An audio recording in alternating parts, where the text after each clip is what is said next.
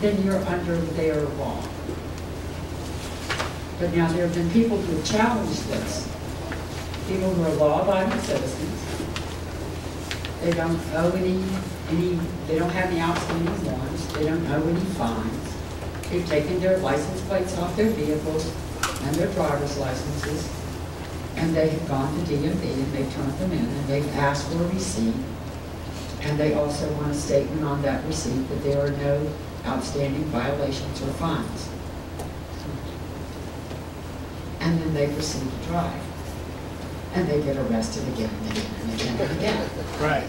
But they go to court, they know the law, and they win. And it's very prevalent in Pennsylvania. I know at least 30 people who are driving without a license, and they've all been arrested at one time or another. And they get to the point after right. that they go to court, they know the law, and they win. And it's very prevalent in Pennsylvania. I know at least 30 people who are driving without a license, and they've all been arrested at one time or another. And they get to the point after 2 or 3 times, they don't bother with them anymore, well, they'll get off. And they do, because they're right. And the same could be said about marriage licenses. All of these permits and licenses. Naturally, once you sign a document saying that you will be governed under their regulations, then you don't have a way out, but you don't have to sign on. And you have a way out. You get hassled, and there'll be a problem, but you can't get out of it. I'm not ready to do that. I've got 100 miles on my car every year.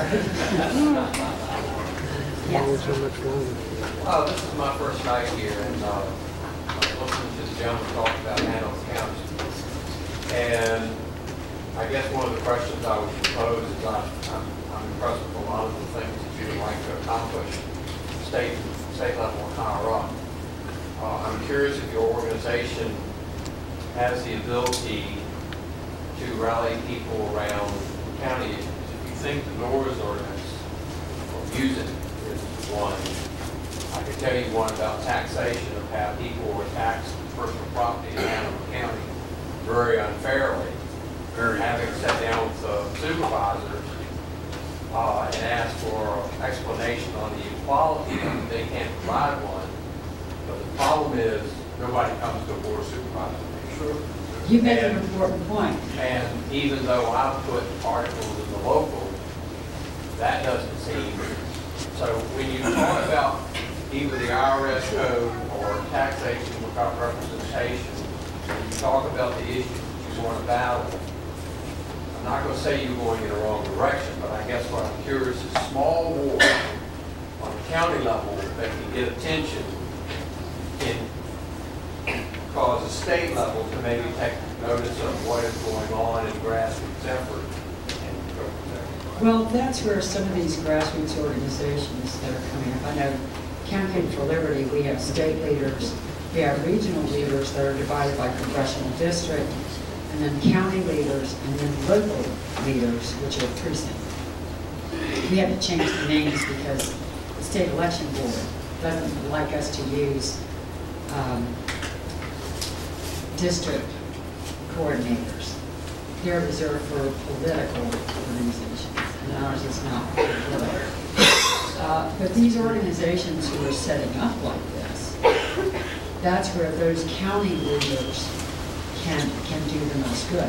But it's going to take us growing our organizations, and there are many different organizations represented here tonight. It's not all one organization. We're just all having to work together. But it's going to take them building their membership and their leadership in the counties and districts to be able to do something like that. But I certainly advocate that, and that's where we need to start. In fact, the local level is where we can have the most effect. And it's very easy to get elected to a position locally.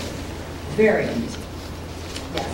Not to hijack the meeting for Hanover, but for any Hanover citizens who we are trying to organize locally start affecting some change with the board of supervisors, the property tax, lot assessing, all those hot button issues, the $40 million that we're in a deficit for the school system.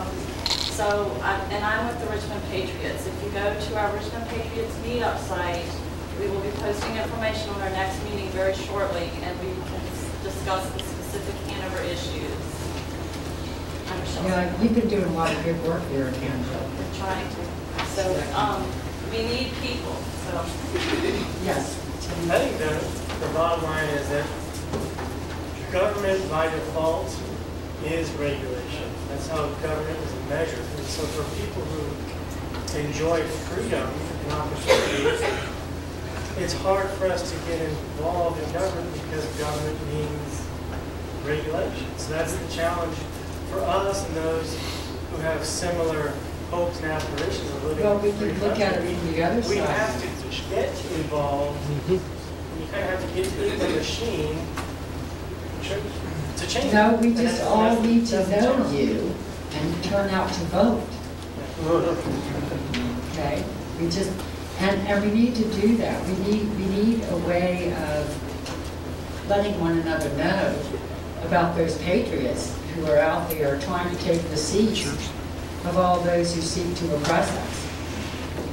And I'm planning on starting a Campaign for Liberty PAC in the next year, where we can list those Liberty candidates, we can put them out there for all to see. And there's someone who's doing that already. Trevor Lyman. Sorry? Trevor Lyman is doing that. Okay, thank you, yes. Tbombs.com and this November 5th.com. Okay, yes. There was some talk at the Liberty One-on-One rally about some organization or website that all these different campaigns for liberty, and so on, could get their group leaders together and coordinate their efforts and sort of use more of one body and have more force. Is that been done? Now, there is, I know in Richmond, there's a Liberty Alliance that's trying to get everyone together. But, you know, you don't need to work as one machine. No, Okay. but if there's a more coordinated effort where one group can handle this task and another group can handle that task, and you rather than everybody wasting effort, if you're talking to each other, you know what's going on in all the different groups, then each work more effectively on what each group is doing. And when you really need help for a big project, you can work together, like the Liberty One rally. Well, I think it's indicative that Donna has brought that, and she's talked about all of our organizers. Well, you know, there's going to be another, I may have started this charge on this 10th Amendment revolution, but the next time we might have Josh from Freedom Works leading the charge on something else, or we might have Brooke Lutz leading the charge on something. So, but it takes all of us. We can't, one organization cannot be an expert on everything. And if we're all focused in different areas, and we all cooperate with one another, and when there is a big charge, we send the word out, and we bring people together as we have here tonight, that's how we can make a difference. And that's what we're doing. And it doesn't have to be one umbrella that everybody goes to. We're creating our own umbrella. We're aware of one another. We network with one another, communicate with one another. We've got it just in the communication. Just look at what happened here.